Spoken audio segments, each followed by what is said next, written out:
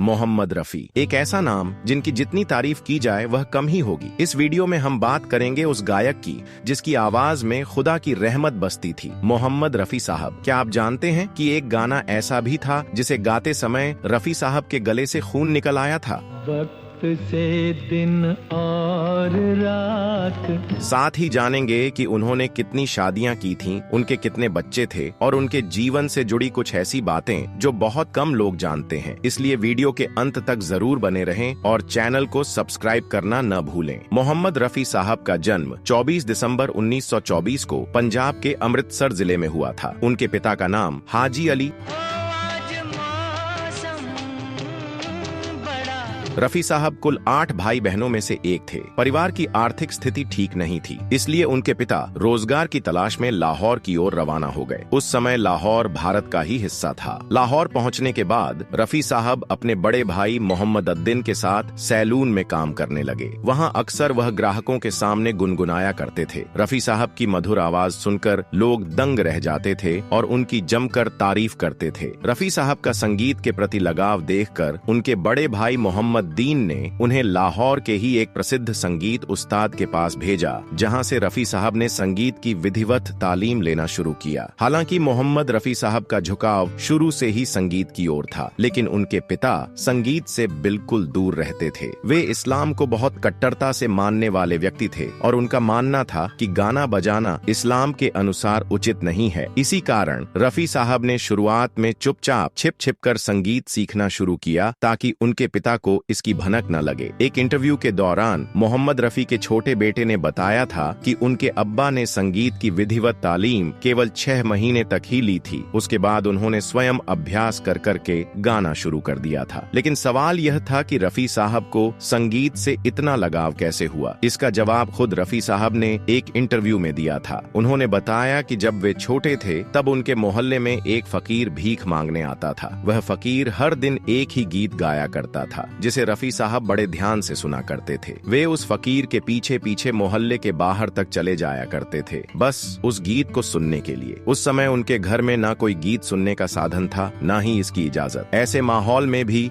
संगीत के प्रति उनका प्रेम धीरे धीरे परवान चढ़ता गया। जब उन्होंने किसी तरह संगीत की शिक्षा प्राप्त कर ली, तब अगला सपना था फिल्मों में गाने का मौका पाना, और यह ख्वाहिश भी जल्द ही पूरी हो गई। दरअसल मोहम्मद रफी साहब के दिल में एक गायक के प्रति बेहद सम्मान और श्रद्धा थी, और वो थे उस दौर के बेहद मशहूर गायक के.एल. सहगल। रफी साहब उनके बड़े प्रशंसक थे और उन्हें अपना आदर्श मानते थे। एक दिन रफी साहब को यह खबर मिली कि के.एल. सहगल उनके ही इलाके में एक स्टेज प्रोग्राम करने आ रहे हैं। ये सुनते ही रफी साहब बहुत उत्साहित हो गए और उन्होंने अपने बड़े भाई मोहम्मद अद्दीन से प्रोग्राम में साथ चलने की जिद की ताकि वह अपने आदर्श को सामने से गाते हुए देख सकें। लेकिन कहते हैं ना, किस्मत को कुछ और ही मंजूर होता है। उस संगीत कार्यक्रम के दौरान अचानक बिजली चली गई, जिससे के.एल. सहगल साहब ने कहा, अब तो बिजली आने के बाद ही मैं गाऊंगा। उसी समय रफी साहब के बड़े भाई मोहम्मद अद्दीन ने प्रोग्राम के आयोजकों से निवेदन किया, अगर आप इजाजत दें तो मेरा छोटा भाई मोहम्मद रफी तब तक कुछ गा सकता है। इससे दर्शक भी शांत रहेंगे और वक्त भी कट जाएगा। आयोजकों ने सहमति दे दी और इस तरह रफी साहब को पहली बार इतने बड़े मंच और दर्शकों के सामने गाने का मौका मिल गया। रफी साहब ने ऐसा समा बांधा कि न सिर्फ दर्शक मंत्रमुग्ध रह गए, बल्कि स्वयं के.एल. सहगल भी उनकी गायकी से प्रभावित हो उठे। कार्यक्रम समाप्त होने के बाद के.एल. सहगल साहब ने रफी से कहा, तुम एक दिन बहुत बड़ा नाम बनोगे, तुम्हारी आवाज दूर दूर तक गूंजेगी। और आगे चलकर सहगल साहब की यह भविष्यवाणी सच साबित हुई। रफी साहब वाकई में भारतीय संगीत जगत के सबसे महान गायकों में से एक बन गए। लेकिन उस स्टेज प्रोग्राम में रफी साहब को सिर्फ तारीफ ही नहीं मिली थी, बल्कि उन्हें फिल्मों में गाने का पहला मौका भी मिल गया था। दरअसल उस प्रोग्राम में मशहूर संगीत निर्देशक श्याम सुंदर भी मौजूद थे। उन्होंने मोहम्मद रफी की गायकी से प्रभावित होकर उन्हें अपनी एक पंजाबी फिल्म में गाने का प्रस्ताव दिया। यह फिल्म थी गुल बलोच, जिसमें रफी साहब ने अपना पहला फिल्मी गीत गाया। गुल बलोच के बाद मोहम्मद रफी को धीरे धीरे छोटे मोटे स्टेज शो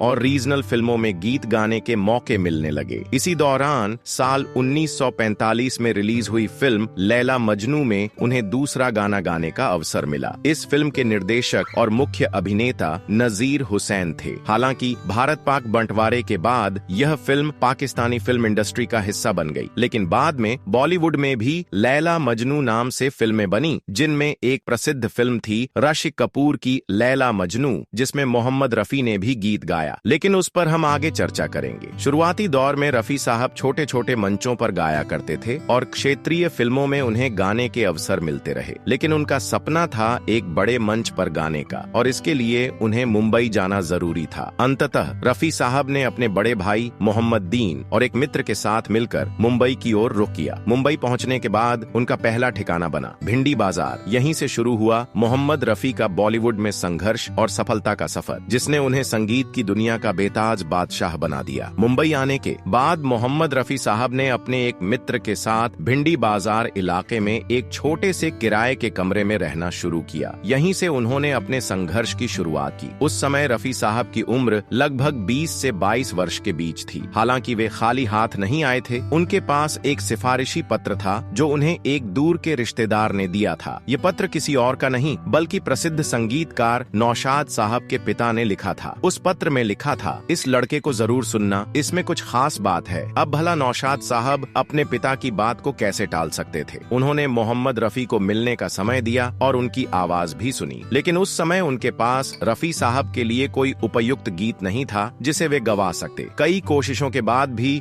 रफी साहब को फिल्मों में गाने का बड़ा मौका नहीं मिल पा रहा था। इसी दौरान उन्होंने अपना करियर कोरस गायक के रूप में शुरू किया। उनकी पहली फिल्म थी पहले आप, जिसमें उन्होंने कोरस में गाया और अपने फिल्मी गायन की यात्रा की शुरुआत की। इसके बाद उन्हें फिल्म गांव की गोरी में एकल गीत गाने का मौका मिला। हालांकि इस फिल्म के गाने अधिक चर्चित नहीं हो सके और रफी साहब को अभी भी वह पहचान नहीं मिल पाई जिसकी उन्हें तलाश थी, लेकिन रफी साहब ने हार नहीं मानी और उनकी लगन, मेहनत और प्रतिभा ने जल्द ही उन्हें वह मंच दिलाया जहां से वे इतिहास रचने वाले थे। लगभग 2 से 3 वर्षों के संघर्ष के बाद मोहम्मद रफी साहब को फिल्म जुगनू 40 में अभिनय के साथ साथ गाने का भी अवसर मिला। दिन रात लगाते थे चक्कर। ये वही मशहूर फिल्म थी जिसमें दिलीप कुमार साहब भी मुख्य भूमिका में थे और रफी साहब का इसमें एक छोटा सा रोल था। इसके बाद भी रफी साहब ने कई फिल्मों में गाने गाए। उनमें से एक खास गीत महात्मा गांधी पर आधारित था, जिसे रफी साहब ने बेहद भावुक अंदाज में गाया और वह गीत काफी चर्चित रहा। हालांकि रफी साहब का संगीत सफर धीरे धीरे आगे बढ़ रहा था, लेकिन असली पहचान और लोकप्रियता उन्हें युवाओं के बीच मिली साल 1949 में, जब फिल्म दुलारी रिलीज हुई। इस फिल्म में कुल 12 गीत थे। इनमें से 6 गीत मोहम्मद रफी साहब ने गाए, 4 गीत लता मंगेशकर जी की आवाज में थे, एक गीत लता जी और रफी साहब का युगल गीत था और एक गीत शमशाद बेगम ने गाया था। इस फिल्म का सबसे मशहूर गीत बना सुहानी रात ढल चुकी। सुहानी रात ढल चुकी, न जाने तुम कब आओगे। यह गीत मोहम्मद रफी की आवाज में था और इतना लोकप्रिय हुआ कि उसने रफी साहब को घर घर में पहचाना जाने वाला नाम बना दिया। यहीं से शुरू हुआ वह दौर जहां मोहम्मद रफी सिर्फ एक गायक नहीं बल्कि लोगों के दिलों की आवाज बन गए। मोहम्मद रफी साहब का यह गीत काफी मशहूर हुआ और इसके बाद उन्होंने कभी पीछे मुड़कर नहीं देखा। उन्होंने एक से बढ़कर एक हिट गाने बॉलीवुड के दर्शकों को दिए। ऐसा शायद ही कोई संगीतकार होगा, चाहे वह कल्याण जी आनंद जी हों, शंकर जयकिशन, खय्याम साहब या मदन मोहन, जिनके साथ मोहम्मद रफी साहब ने काम न किया हो। उन्होंने लगभग हर बड़े और छोटे संगीतकार के साथ गाने गाए। रफी साहब ने कभी यह नहीं देखा कि कोई संगीतकार नया है या छोटा। अगर कोई भी संगीतकार, चाहे वह नया हो या कम प्रसिद्ध, उनसे गाने के लिए कहता तो रफी साहब बिना किसी झिझक के तैयार हो जाते थे। यहाँ तक कि अगर किसी छोटे संगीतकार के पास उन्हें देने के लिए पर्याप्त पैसे भी नहीं होते थे, तब भी मोहम्मद रफी साहब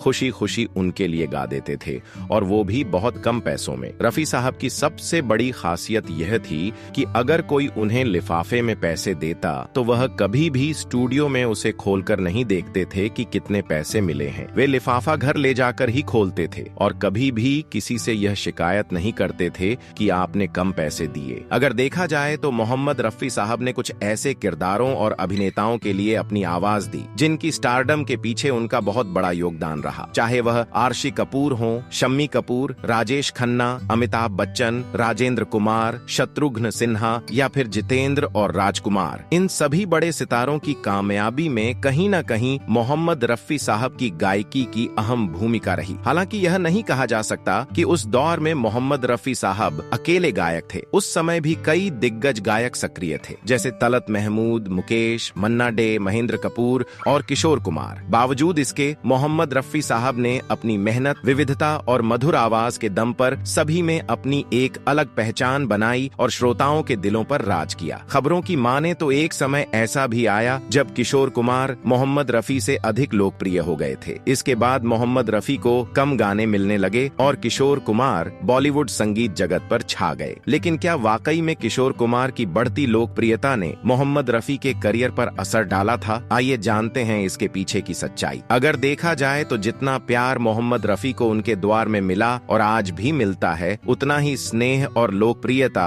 किशोर कुमार को भी मिली और आज भी दी जाती है। यह घटना तब की है जब राजेश खन्ना की फिल्म आराधना सुपरहिट हुई थी। इस फिल्म में अधिकांश गाने किशोर कुमार ने गाए थे। हालांकि मोहम्मद रफी ने भी 2 गीत गाए थे। आराधना की सफलता के बाद मोहम्मद रफी साहब हज यात्रा पर गए और वहां हाजी बन गए। वहां कुछ मौलवियों ने रफी साहब से कहा कि अब जबकि आप हाजी बन चुके हैं तो गाना बजाना इस्लाम धर्म के अनुसार उचित नहीं माना जाता। ऐसे में रफी साहब ने भारत लौटने के बाद कुछ समय के लिए गाना छोड़ने का निर्णय लिया और संगीत से दूरी बना ली। जब संगीतकार नौशाद को यह बात मालूम पड़ी कि मोहम्मद रफी साहब ने गाना बंद करने का फैसला किया है तो उन्होंने काफी चिंता जताई और रफी साहब के घर जाकर उन्हें समझाया। उन्होंने कहा, आप एक गायक हैं, अगर आप गाना नहीं गाएंगे तो फिर घर कैसे चलेगा? आप कोई गुनाह नहीं कर रहे हैं, सिर्फ गीत ही तो गा रहे हैं। इसके बाद रफी साहब ने लगभग 2 साल का ब्रेक लिया, लेकिन फिर उन्होंने वापसी की और एक से बढ़कर एक बेहतरीन गीत गाए। चाहे आरशी कपूर हो या अमिताभ बच्चन, सभी के लिए रफी साहब ने शानदार गाने दिए। हालांकि यह बात भी सही है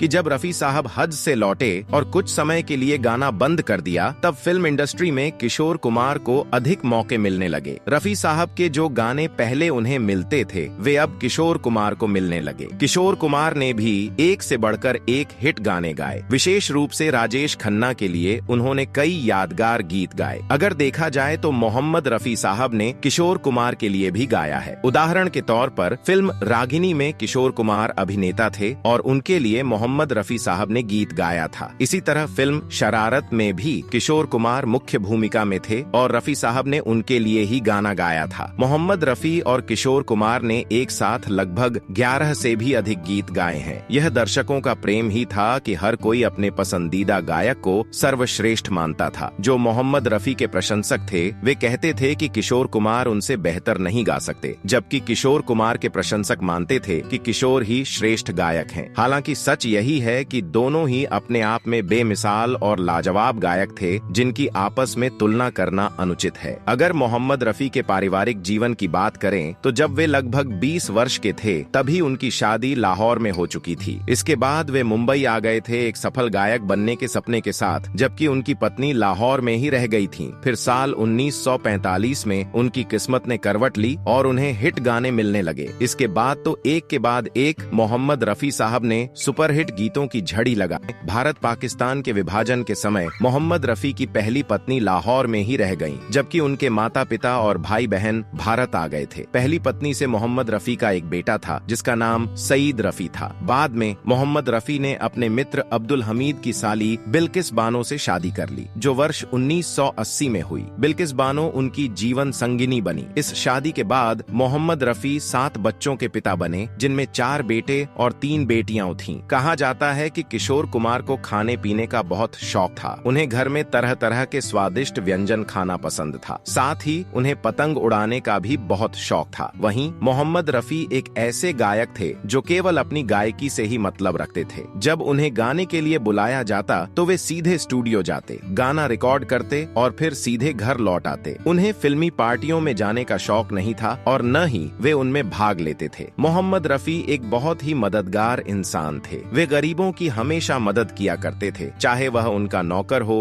या कोई दोस्त। अगर वे किसी को मुसीबत में देखते थे तो उसकी भरपूर सहायता करते थे। जब मोहम्मद रफी साहब विदेशों में गाने के लिए जाया करते थे तो वहाँ भी वे भारतीय भारतीय भोजन की तलाश किया करते थे। जहाँ कहीं भी उन्हें भारतीय खाना मिल जाता वह बड़े प्यार और शौक से उसे खाया करते थे। लेकिन इतने नेक दिल इंसान को ऊपर वाले ने बहुत जल्द ही अपने पास बुला लिया। दरअसल फिल्म आसपास का गाना रिकॉर्ड करने के बाद मोहम्मद रफी साहब अपने घर लौटे थे।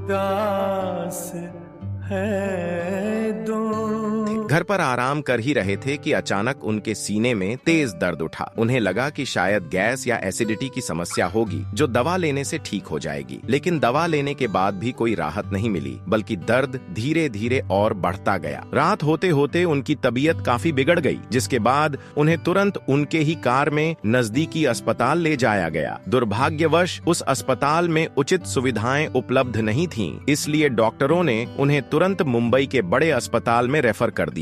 हालांकि नजदीकी अस्पताल पहुंचने से पहले ही मोहम्मद रफी साहब को एक बार दिल का दौरा पड़ चुका था। इसके बाद जब उन्हें मुंबई के अस्पताल ले जाया जा रहा था तो रास्ते में उन्हें दूसरा हार्ट अटैक आ गया। अस्पताल पहुंचने के बाद तुरंत उनका इलाज शुरू किया गया। कुछ समय बाद रफी साहब खुद को थोड़ा बेहतर महसूस करने लगे, जिसे देखकर उनके परिवार वालों के चेहरे पर मुस्कान लौट आई। लेकिन यह मुस्कान ज्यादा देर टिक नहीं सकी। उसी रात रफी साहब अपनी पत्नी से बातचीत करने के बाद सो गए और फिर कभी नींद से नहीं जागे। कहा जाता है कि उसी रात उन्हें तीसरा दिल का दौरा पड़ा जो जानलेवा साबित हुआ। रफी साहब के जनाजे में इतनी बड़ी संख्या में लोग शामिल हुए थे जितनी भीड़ शायद महात्मा गांधी की अंतिम यात्रा में देखी गई थी। उस दिन मुंबई में सार्वजनिक छुट्टी घोषित कर दी गई थी और जोरदार बारिश हो रही थी, मानो आसमान भी रफी साहब को याद कर आंसू बहा रहा हो। मुंबई की सड़कों पर हर तरफ मायूसी छाई हुई थी। रफी साहब को जुहू के मुस्लिम कब्रिस्तान में सुपुर्द ए खाक किया गया। आज भी उनके चाहने वाले उनकी कब्र पर जाकर उन्हें श्रद्धांजलि अर्पित करते हैं और उन्हें याद करते हैं। अगर आपको यह जानकारी पसंद आई हो तो कृपया अपनी राय कमेंट में जरूर साझा करें। हमने अपनी ओर से पूरी कोशिश की है कि आपको रफी साहब से जुड़ी सटीक जानकारी दें। अगर कहीं कोई त्रुटि रह गई हो तो उसके लिए क्षमा चाहता हूं, क्योंकि मैं खुद भी मोहम्मद रफी साहब का बहुत बड़ा प्रशंसक हूं। मिलते हैं अगले वीडियो में, तब तक के लिए धन्यवाद।